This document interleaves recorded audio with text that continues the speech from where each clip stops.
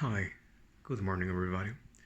I do hope that everybody's actually having so far a beautiful day and actually a really good week. I know that nothing is quite easy lately, and well, circumstances are demanding from us way more than before. So, from my heart, honestly, I wish you nothing but the best. Alright, now going on topic. Today, I have the pleasure to talk about a book that I quite like, honestly. It's called The Call of Cthulhu. Is from the author called H.P. Lovecraft. Just to give you an idea, whoever has seen the movie called Bear Box, that is from Netflix, the monster behind Bear Box is supposed to be inspired by this author, H.P. Lovecraft, because he's well known to create monsters, really terrifying monsters, honestly. Taking in fact the creativity that he had back in his time, it was impressive because we're talking about somebody that died in 1920 to give you an idea. All right, so let's go on Call of Cthulhu. Call of Cthulhu consists on three main chapters. The horror within the clay. I'm sorry. The second one is the story of Inspector Legras, and the third one is the horrors within the deep sea. So let's start with the first one, the order within the clay. Everything starts with a newspaper news. Francis Thurston reads on the newspaper that a professor died quite out of the ordinary death, per se. The thing about it is that he was not just a regular professor, he was his uncle. And due to the fact that his uncle died widowed, he didn't have any sons to give his legacy. Therefore, his nephew was actually the direct heir of the whole legacy. So he had to go to his place and actually go through all his documents just to get everything straight, pretty much, because he was a professor of, to put it in something understandable, of archaeology. He was well renowned for his knowledge. So, meanwhile, he was going through his readings, he actually finds something quite interesting. There was this book that, honestly, if I would have seen it as well, I would have freaked out. There was this book that had some sort of cyclopean monster with wings. It's like a giant octopus, to get you an idea. Mostly cyclopean. And it was called The Call of Cthulhu. In this book, there was it was the manuscript of his uncle, and he actually started telling the story about something that make you think, are we alone, Perset? Is there, yeah, as a human beings, are we alone? The thing about it is that he started relating the story of Henry Wilcox. Of course, this is from the perspective of the uncle itself. So he started relating his encounter with Henry Wilcox, who was actually a wealthy sculptor that started to having really out of the ordinary dreams, something that you don't normally don't actually get in your dreams, even less in 1920 to give you an idea.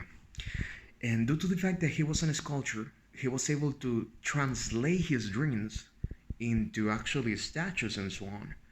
And the reason why this sculptor Henry looked for the professor that is called Angel, the uncle of Francis, it was due to the fact that he was well renowned as an archaeologist, and everything that just seemed like something Asian, he was the one to go, you know. So uh, Angel started to describe his meetings with Wilcox. And the thing about the meeting is that the more as you go on about this book, you realize that the places that he describes are something made out of nightmares. Just to get you an idea, he started telling us about the tale of a city, a green dark city. Pretty much it's whole black and it's filled with green ooze. But this city feels so ancient, so dark, so malevolent. It's just not the place where you would like to be, you know. There is something sinister about it. and he started describing this place as there's nothing else on this. And he creates a sculpture about this once. The thing about it is that there was a time where Professor and Henry Wilcox were going to have the next meeting, but he didn't arrive because one of these days Henry just snapped. He just went crazy and he started chanting a phrase that I cannot pronounce honestly. The only thing that was understandable was Cthulhu, nothing else in that. He spent almost 3 weeks, if I remember correctly, just going crazy, crazy, just chanting that exact same friend over and over and over until suddenly it stopped. But during these 3 weeks, Professor Angel went ahead and started investigating his friends to see if there is any correlation to why this is happening. And he realized that many other people were having this exact same problem as well. They were dreaming, and some people just couldn't endure this dream. They actually committed suicide because the dreams were so terrifying to them. It was just way too much to handle, percent. That will be the end of chapter 1.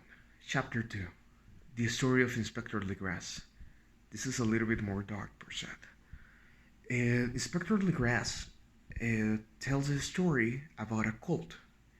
When he was actually investigating the disappearance of children and women in a town in Louisiana, they found a cult.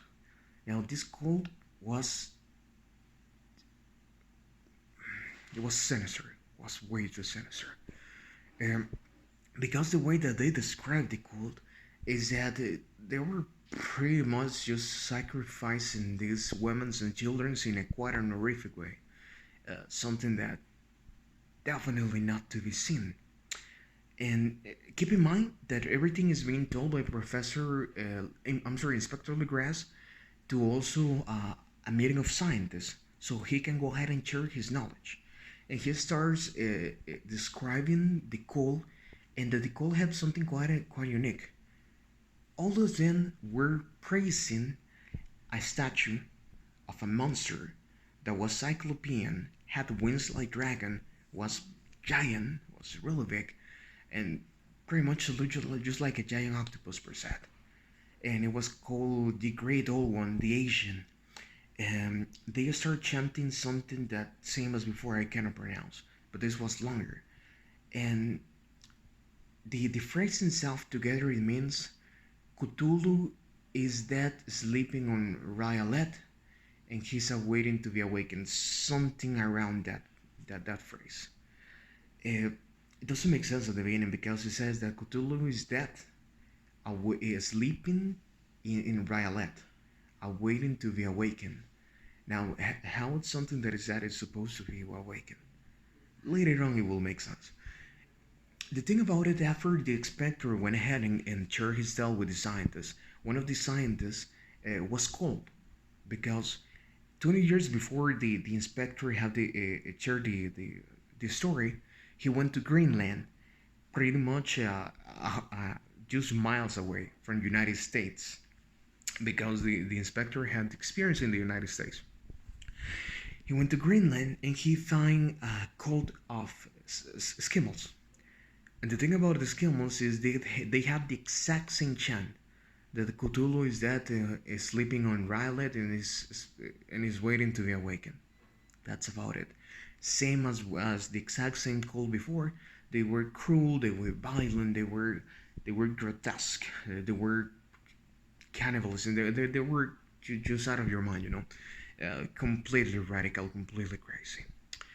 And the thing about it is that when Angel, the professor, the uncle, realized this, is that the story of the inspector and also the story of the scientist that went to Greenland, the description match with what Henry Wilcox told the professor at the beginning.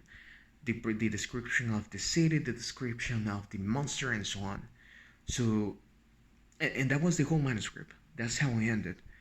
And then Francis realized, who was the nephew, that he knew too much. That perhaps his uncle didn't die normally. Because the way that the uncle died, He just was going out and he was walking around in the stairs, and he just fell down. He just snapped. According to the medical team, he just died probably of a heart attack, uh, due to the fact of his whole age. But Francis is starting to realize that could have been something far more than that. Now, the third chapter, that is Horwood in the Ship, I'm going to speed it up, is a boat has been found with only one survivor. The survivor only has one thing on his hand, that is as an idol. Oh, I forgot to mention that also the Inspector Legras, when he's telling his tale, he also has an idol that looks like a cyclopean dragon monster, like it has been described before. Now, the survivor of this boat has the exact same idol as well with him. He didn't tell many to the press, so Francis decides to go ahead, pay a visit to the survivor. But when he goes to visit, he encounters his wife and he realizes that he's dead. That a stack of paper actually fall into his head, and that was just his hand. But he managed to convince the wife that he was quite important to him, and the wife gave the manuscript that the sailor has. When he started reading, he realized that the boat had a battleship, and then they were stranded in an island that is not supposed to be in that location of the sea. But the island was quite similar to the city of Riolet, and by dint of fate, they actually opened the gate of Riolet, and they unleashed Cthulhu. So they find Riolet. There was Cthulhu, but it was behind a gate.